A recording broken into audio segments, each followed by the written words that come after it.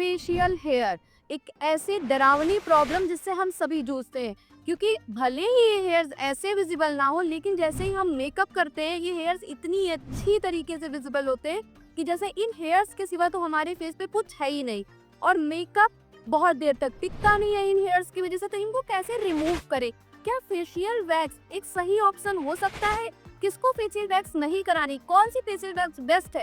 इन सभी सवालों के जवाब मैं आपको दूंगी आज के इस वीडियो में, तो वीडियो के एंड तक ही बने ताकि कोई भी इन्फॉर्मेशन आपसे छूटने ना पाया। सबका स्वागत है आपके अपने यूट्यूब चैनल पे, जहाँ पे आपको मिलते हैं अच्छे DIY रेमेडीज, अच्छे प्रोडक्ट्स के नॉलेज जो मैं खुद यूज करती हूँ, और साथ साथ में कुछ ऐसे हैक्स जो आपके मेकअप को, आपकी स्किन को बहुत अच्छा बना सकते हैं। अगर आपको कोई डाउट है कि स्किन को कैसे अच्छा बनाया जाए, तो आप मेरे पुराने वीडियोस जाके देख सकते हैं और आज के वीडियोस देख सकते हैं। उसमें बहुत सारा आपको डिफरेंस दिखेगा।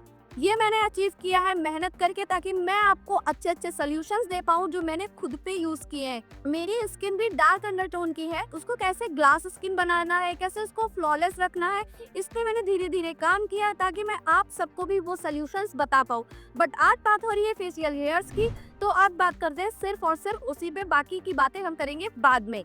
तो सबसे इम्पोर्टेंट चीज ये है कि क्या है फेशियल वैक्स, क्या इसको यूज करने से हमारे फेस पे कोई हार्म हो सकता है, किसको इसे नहीं यूज करना चाहिए। सवाल नंबर 1 कि किसे इसे यूज करना चाहिए। अगर आपकी स्किन कॉम्बिनेशन है, अगर आपकी स्किन ऑयली है, तब तो आप ये वैक्स यूज कर सकते हैं। बट अगर आपकी स्किन ड्राई है तो आप इसे यूज नहीं करिए, क्योंकि ड्राई स्किन पे जब वैक्सिंग होती है तो उसका जो थोड़ा बहुत बचा कुचा ऑयल है वो भी पूरी तरह से गायब हो जाता है और इनकी स्किन सेंसिटिव हो जाती है। तो अगर आपकी स्किन बहुत ज्यादा ड्राई है तो आप फेशियल वैक्स से बचिए। लेकिन अगर आपकी स्किन कॉम्बिनेशन है, नॉर्मल है या फिर ऑयली है, तो आप फेशियल वैक्स कर सकते हैं।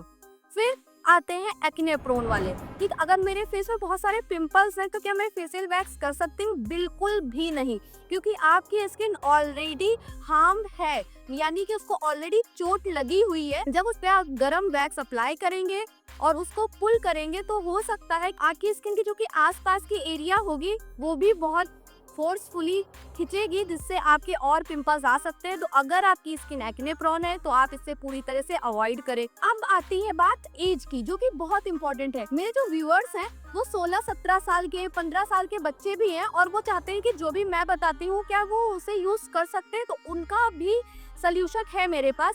जब तक कि आप 21 या 20 के नहीं हो जाते हैं, तब तक आप अपनी स्किन पे किसी भी तरह का छेड़छाड़ नहीं करिए। देखिए, वैसे तो ये जो हेयर्स है वो हमारी स्किन को प्रोटेक्ट करते हैं बाहर की डस्ट से, पोल्यूशन से, तो ये हेयर्स तो बिल्कुल भी गलत नहीं है।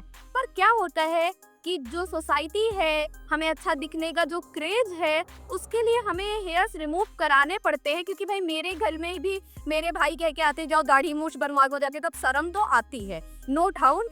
पर उसका सोल्यूशन है कि आप एक एज पे जाके इसे करिए। उस टाइम आपकी जो भी 15 साल से 20 साल की आपका एज का फेज होता है, उसमें क्या होता है, आपकी सेल्स डेवलप हो रही होती हैं, आपके हार्मोन्स इनबैलेंस होते हैं, और भी छोटी छोटी से आपके जो बॉडी में है वो कई चेंजेस हो रहे होते हैं। तो उस टाइम पे आप कुछ भी नया ट्राई मत करिए, अच्छा खाइए। अपने फेस पे अगर बाल है उनको रहने दीजिए। अगर आप बहुत प्रॉब्लम में हैं तो आप डॉक्टर से, डर्मेटोलॉजिस्ट से अच्छे से कंसर्न करिए, फिर ही आप कुछ यूज करिए। जस्ट इन केस एक वीडियो देख लिया और उसकी वजह से आप अपने फेस पे कुछ भी अप्लाई कर रहे हैं, तो उसके लिए मैं बिल्कुल भी मना करती हूँ, जब तक कि आप अंडर 20 हैं। तो अंडर 20 वालों के लिए ये वीडियो बिल्कुल भी नहीं है, ना तो उनको अपने फेस पे किसी तरह का रेजर, वैक्स, मतलब फेशियल हेयर को रिमूव करने वाला कोई भी सोल्यूशन नहीं लेना है। अब हम आते हैं अपर एज में। तो अपर एज में अगर आपके हेयर्स है तो आपको कैसे, कौन सी वैक्स क्यों यूज करनी, तो मैं मोस्टली अपने क्लाइंट्स को रेकमेंड करती हूँ कि वो O3 की वैक्स यूज करें, और मैं ये वैक्स उन पे यूज करती हूँ। अब जैसे कि कोई ब्राइड है, उसका ब्राइडल मेकअप होने वाला, उनको तो बहुत लंबे समय तक की मेकअप चाहिए, तो मेरा जो ये वैक्स है इसको यूज करना एक बहुत कॉमन हो जाता है। वो लोग कहते हैं कि आप चाहो तो रेजर यूज कर दो, उनके लिए मैं रेजर भी यूज कर सकती हूँ, फेशियल वैक्स भी यूज करते, बट मैं प्रेफर करती हूँ कि मैं फेशियल वैक्स यूज करूँ। क्योंकि रेजर से क्या होता है, कभी कभी हमारी ग्रोथ जो है वो हार्ड हो जाती है। कितने भी वीडियोस आपने देख डाले हो, कितने भी मेकअप आर्टिस्ट के वीडियो देख डाले हो, मैं किसी को गलत नहीं ठहरा रही हूँ, बट मेरे अकॉर्डिंग जब भी आपके फेस पे ब्लेड चलती है तो ग्रोथ हार्ड होती है और उस जगह पे भी बाल आते हैं जहाँ पे पहले बाल नहीं थे।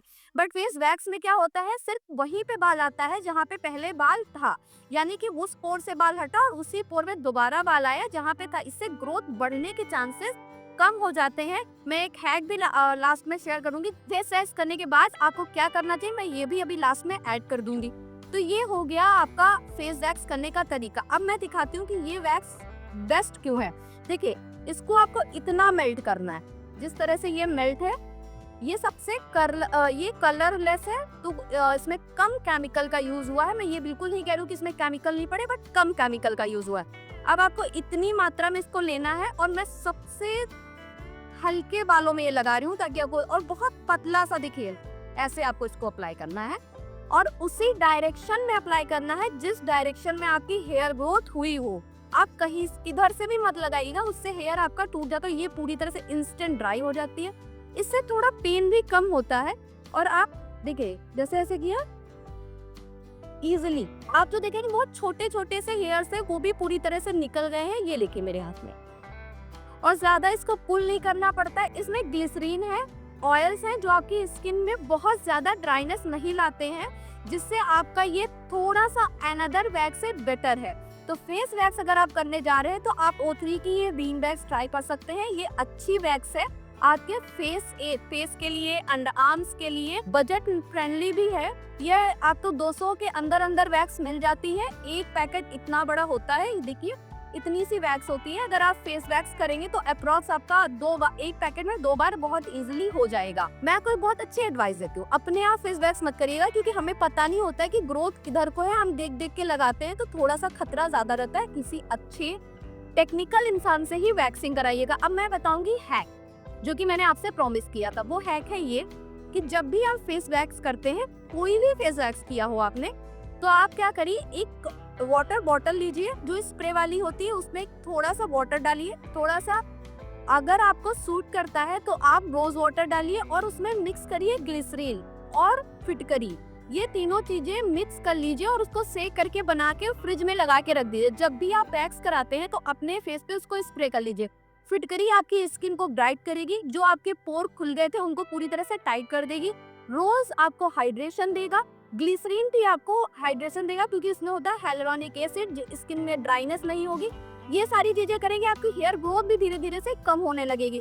तो इस तरह से आप वैक्सिंग कर सकते हैं। कौन सी वैक्स यूज करनी मैंने ये भी बता दिया, किसे नहीं यूज करनी मैंने ये भी बता दिया।